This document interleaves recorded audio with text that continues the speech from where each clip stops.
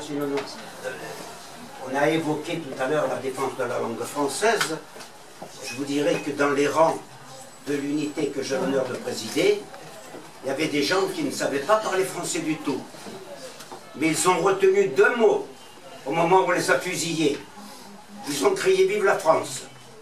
Et je crois que ça, c'est une preuve d'attachement à ce pays, à cette République et à sa langue.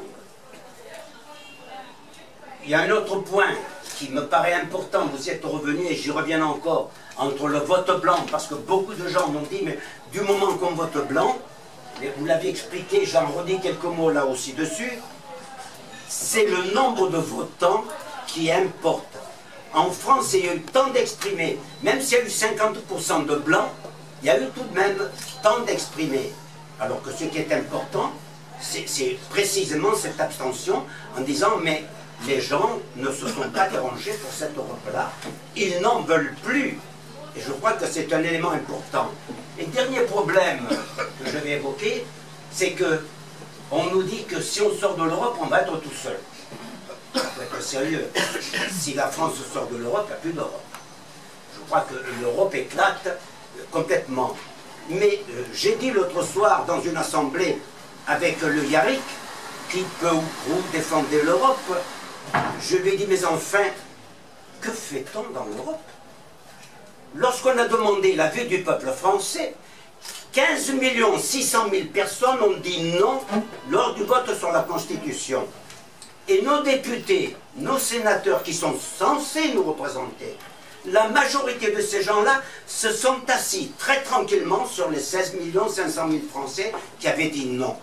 Donc nous n'avons rien à faire dans cette Europe. On n'a pas à débattre beaucoup.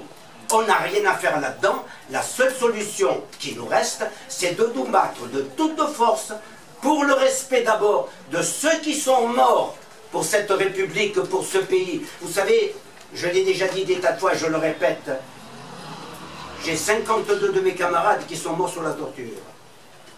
Pas un seul n'a parlé sous la torture. C'était cette conviction absolue que nous étions en train de changer le monde. Cette certitude que nous allions laisser à nos enfants, à vous qui êtes plus jeunes, un monde où il ferait bon vivre. C'est pas ce monde-là, c'est pas cette Europe-là que nous vous avions laissé. De trahison en trahison, on est arrivé aujourd'hui à nous mettre dans l'obligation de sortir le couteau pour défendre les quelques morceaux du programme du Conseil national de la résistance. Et il est vrai, comme l'ont dit les précédents orateurs, une grande démonstration, et c'est pour cela qu'il s'agit autour de chacun d'entre nous d'avoir des groupes, de mobiliser les gens. La seule véritable démonstration de cette opposition à cette Europe pour laquelle nous avions déjà répondu non, eh bien c'est l'abstention, c'est qu'on puisse dire les Français ne se sont pas déplacés pour cette Europe-là. Voilà, je vous remercie.